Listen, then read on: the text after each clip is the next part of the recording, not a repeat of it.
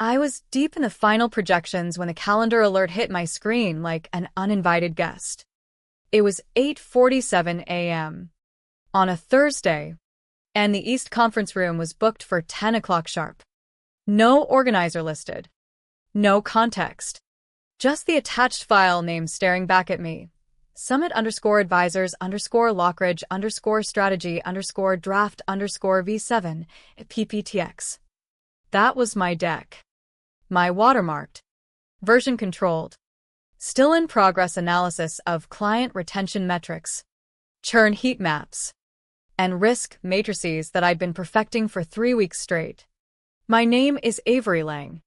For 6 years at Summit Advisors in Chicago's Loop, I'd been the one behind the curtain, the analyst who turned raw volatility into clean narratives executives could pitch without stumbling. I didn't chase titles. I chased precision. Late nights double-checking footnotes, scripting seamless transitions, embedding disclaimers so no one got blindsided on slide 9.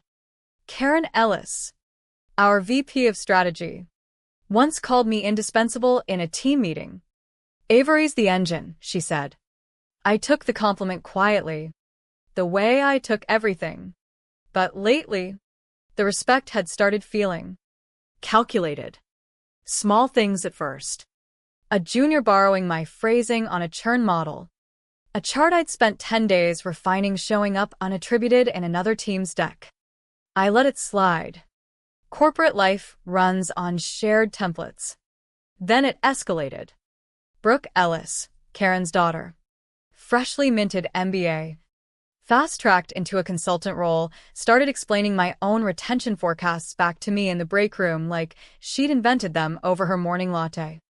I smiled politely, documented it in my private log, and kept working. The access logs told the real story. That night, I ran my nightly trace. 3 unauthorized opens on my master Lockridge file under an unfamiliar ID tied to Brooke. She wasn't even full-time cleared for that directory. But her mother had admin privileges. Nepotism didn't knock politely.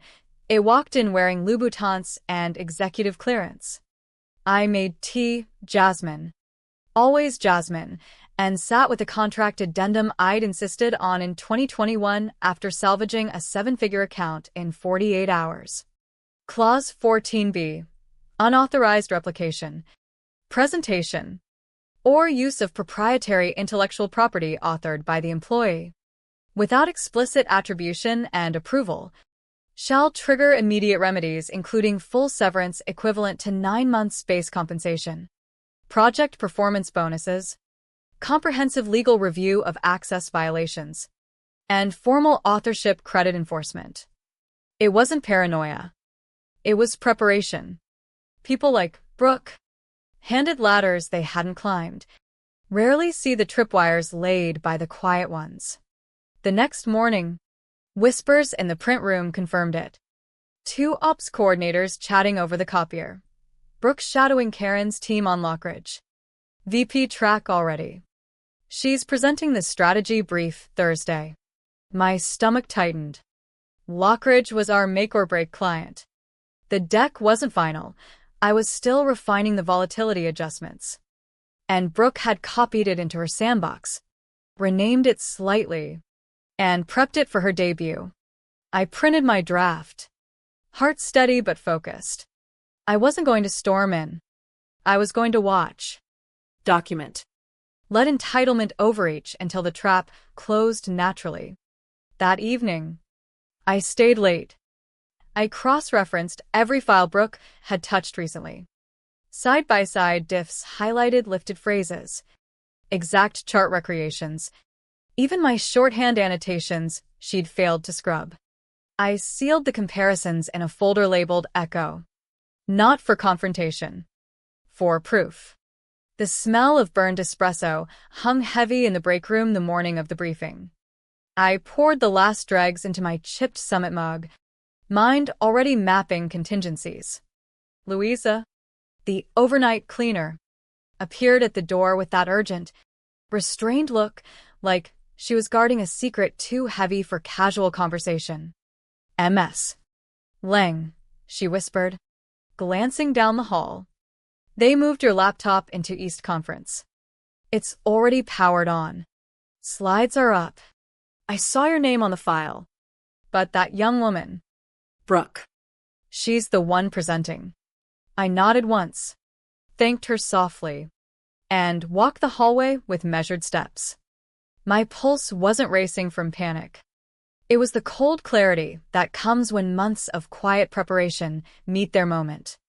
I stopped just outside the glass doors, far enough to hear the trackpad clicks, the shuffle of papers, Brooke's voice low and confident, like she belonged there. She was on slide 3 already. My timeline graph, my research synthesis, my risk matrix translated into elegant bullet points. I leaned against the wall, sipping lukewarm coffee, letting the silence stretch. 9 minutes passed. Introductions wrapped. She hit my core slide, the heat map built from proprietary churned data not yet public. I opened remote desktop on my phone, cursor moving under her control. Slide 4. She read my words aloud, but haltingly, like a script she hadn't internalized, parroting elegance without grasping the math beneath. Then the door swung open. Ben from legal entered, overcoat still on, eyes locking on the screen. He froze. These files are logged under Avery Lang's credentials. This deck hasn't cleared strategy review. It's still in staging. The room stilled. Brooke turned pale. She let me review them. I didn't change anything. It was open. Ben's voice stayed level. You're logged in as her. Device telemetry doesn't lie. When did you last speak to MS? Lang. Brooke faltered, glancing toward the door where I stood, mug in hand, expression neutral. I didn't intervene. The silence did the work, thick, accusatory. Senior staff exchanged glances. Chairs scraped. One quietly packed up. No one defended her. They recognized the violation. Unauthorized credential use. Presentation of uncleared IP. Impersonation of authorship. Ben asked everyone to step out. Brooke, stay seated. I walked away before she emerged, letting the implications settle like smoke. Back at my desk, I pulled the latest logs. Her access originated from Karen's admin elevation. Badge cloning suspected. Remote boot at 8:09 a.m. 4 minutes of tampering logged. That night, Raj from IT called. Legal wants full session logs. Anything off books. I shared my compiled Sentinel exports, timestamps, IP origins, file hashes, SHA-256 fingerprints. My final save at 2:47 a.m. Monday didn't match her altered version. Footer tweaked with her name. Metadata sloppy. Device telemetry shows her IP on your laptop Tuesday. Badge logs place you elsewhere. She cloned access. Confirmation settled heavy, but satisfying. I flagged the remote boot, zipped biometrics mismatched data, and sent it to Ben. Added the cached practice recording, Brooke stumbling through my bullet points, hesitating on data she clearly didn't own. The call from Ben came Friday evening as I ate cold pasta alone. Avery. Familiar with Clause 14b. His tone carried the weight of someone rereading fine print they'd dismissed years ago. Very familiar. We've reviewed your package. Access events traced to Karen's credentials. Brooke presented under your login. We're treating this as serious credential misuse and IP theft. I attached the clause PDF, audit trails, screen recording, and modified deck export. Per 14b. Requesting full remedies, severance, bonus, legal review, and authorship enforcement. His reply, we agree. Arrangements forthcoming. No negotiation. The evidence was airtight digital fingerprints, access origins, Practice, rehearsal, fail, cached, and recovery. Entitlement had left a trail even influence couldn't erase. Jenna, no. Brooke didn't get a dramatic firing. Her directory entry vanished quietly by Monday. Email bounced.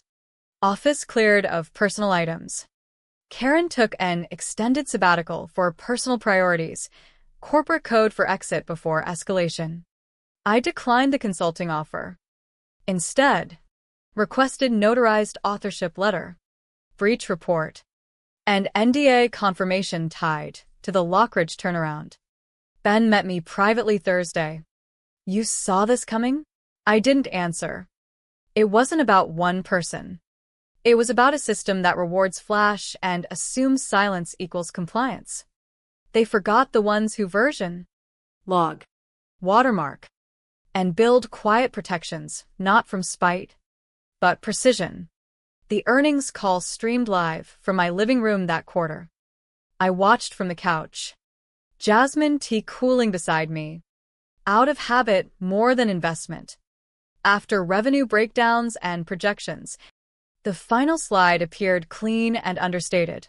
Special recognition, strategic architecture initiative, A. Lang. No fanfare. Just acknowledgement slipped in the only way Summit knew how, sterile. Late. But truthful. An analyst asked pointedly in Q&A. The CEO responded carefully. Some contributions don't shout, but they carry weight. I closed the laptop without replaying. The lawyers had cleared it. The board had approved. Truth. However quiet, had prevailed. It rained the morning I returned for final paperwork, a cold, indecisive drizzle mirroring the long exhale of closure. I carried only a folder, Keycard. and thermos. The lobby was pre-dawn quiet. Louisa emerged from security, hands tucked in sleeves. She handed me a small envelope without words. Inside, an origami swan folded from one of my original slides, the title faintly visible on the tail. Client Retention Funnel. Draft V5, A. Lang. I laughed once. Softly. Thank you. She nodded and returned her cart. Some acknowledgments come from those who move unseen, noticing what executives miss. I left the badge on the desk, walked past empty conference rooms and the spot where Brooke's placard once hung. Out into the rain. No umbrella. Folded swan in my pocket. Peace in knowing the right people had seen. The system corrected itself, not with fireworks, but recalibration. Quiet competence outlasted entitlement.